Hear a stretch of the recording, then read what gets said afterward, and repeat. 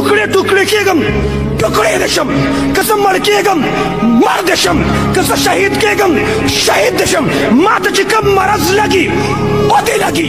अस्सलाम वालेकुम वरहमतुल्लाहि वबरकातुह। उम्मीद है इंशाल्लाह टोल मलगरी बरोग जोड़ा खुशहाल है। मलगरो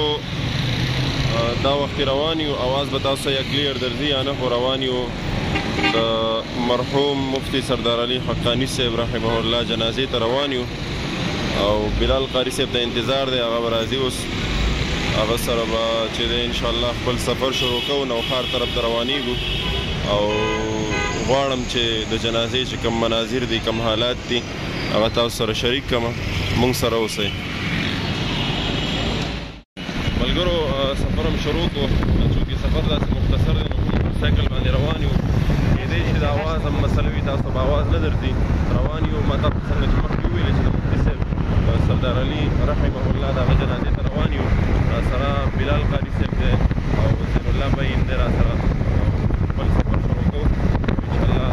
جنازې چې کوم حالات مناظر دي هغه تاسو سره شریک کوم موږ سره اوسئ.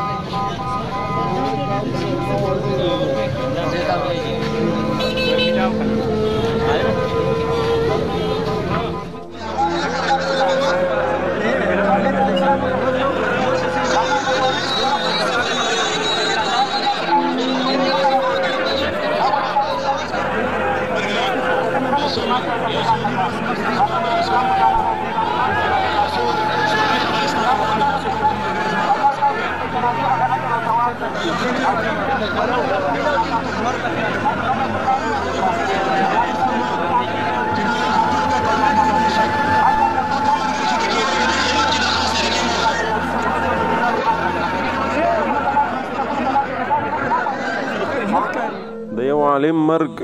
دا د ټول عالم انسانیت مرګ دی. مرحوم مفتی سردار علي حقانی رحمه الله پرون اکسیډنټ وشو وفات شو شهید شو نن یې جنازه مو شوه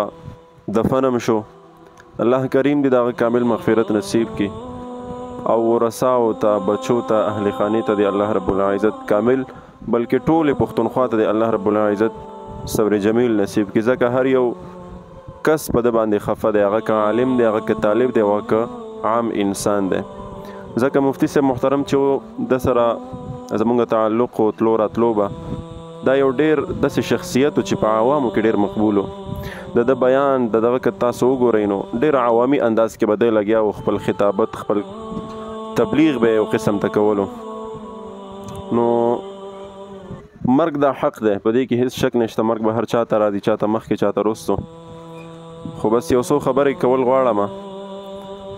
زه خپله انتهایي زیات بیمار یم مرۍ مې بنده ده تقریبا په دې لږ وخت کې مې ډېرې دوایانې هم وخوړې خو مرۍ مې ډېر انتهایي درد کوي تبه مې هم و د هغې باوجود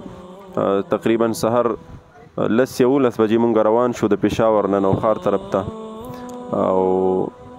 جنازه کې م شرکت وکړو. دې نه علاوه څنګه چې ما تاسو وویلې چې دا خو بس د ژوند سره تړلې خبرې دي. زه په دې موقع باندې یو پیغام د نوښار چې کوم اوسېدونکي دي باشندګان دي د نوښار چې څومره خلک دي مسلمانان پښتانه دي هغه ټول ته زه ډېر زیات خراج تحسین پیش کوم د هغې هغه خدمت ته د هغې هغه مهمان نوازۍ ته زه انتهایي زیات خراج تحسین پیش کوم او ډېر ورته دعاګویم الله کریم دې د هغې دغه ټول خدمات قبول او منظور کړي، ځکه په زرګونو کسانو ډېره درنه جنازه وه. په دې تصویرانو کې ویډیو کلیپس کې به تاسو ښکاري. نو ډېر زیات خلک راغلي وو، انتهایي ګرمي وه، نور انتهایي تیز و. د دې باوجود چې ډېر بېشماره خلک وو، ما چې وکتل نو زه انتهایي په تکلیف باندې وم. مونږ هغه شارټس اغوستي نه دي، خو ما چې خپل آنکو دی که حال تاسو ته زه وایم چې ما په خپلو سترګو ولیدل، نو د نوښار خلکو کوڅه په کوڅه باندې، کور په کور باندې، هر یو چوک، هر یوه لاره کې دی موجود و، او د یخو اوبو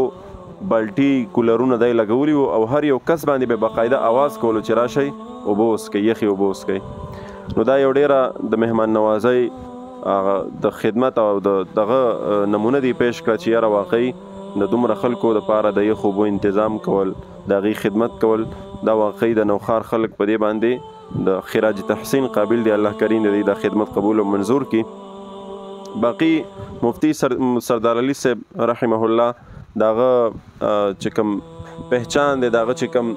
وعظ نصیحت دی، دغه چې کوم حالات دی، هغه د چا نه پټ پناه نه دي، هغه تاسو ټولو ته ښه معلوم دي. په هغې کې زه څه هېڅ نشم ویلی، خو الله دې د هغې په حال باندې رحم وکړي، دعاګوي ورته، او الله کریم دې د هغې اهل خانې ته، د هغې بچیانو ته دې الله صبر جمیل نصیب کړي، ځکه بچي واړه واړه دي. او باقي څومره علما چې زمونږ اهل حق علما دي، هغه ټولو ته مونږ دعاګوي چې الله رب العزت د هغې حفاظت وکړي. دغه رنګې سوشل میډیا سره زمونږ تعلق دی. سوشل میډیا باندې مونږ اوس ګورو مفتی صاحب پسې قسمه قسم خبرې کېږي، قسمه قسم کمنټس پوسټونه کېږي. نو دا یو خبره نوټ کړئ، مفتی صاحب محترم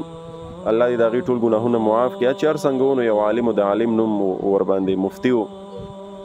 بل دا دی چې هغه ټولې خبرې یو طرف ته که هغه د ژوند سره تعلق ساتي، خو چې کله یو انسان مړ شي، دین اسلام دا وایي چې بیا به د هغه برایي نه بیانوي، د هغه نیګیټیو پوینټس به بیا نه بیانوي، د هغه په نقصان. او بل دا د مسلمانۍ پیشه نه ده چې یو مسلمان ته نقصان ورسېږي او بل مسلمان دې په هغې باندې خوشحاله شي، دا د مسلمانۍ پیشه نه ده، د مسلمان شان دا نه ده. نو هغه که هر څنګه و، هغه خبرې د هغه د ژوند سره تړلې وي، نو تاسو او موږ ته پکار دي چې اوس هغه وفات شو، چې وفات شو، نو دین اسلام وایي چې تاسو هغه نیګیټیو پوینټس مه ګورئ، د هغه پازیټیو پوینټس ګورئ، د هغه ښه وایئ بدې مه وایئ. نو موږ دین اسلام ته ګورو، ځکه چې د هغه معامله اوس د الله سره شوه. نو موږ تاسو پکار دي چې هغې پسې خبرې بیډ کمنټس د دې نه ځان وساتو، دعا ورته وکړو چې الله کریم دا منزل اسان کړي. الله دې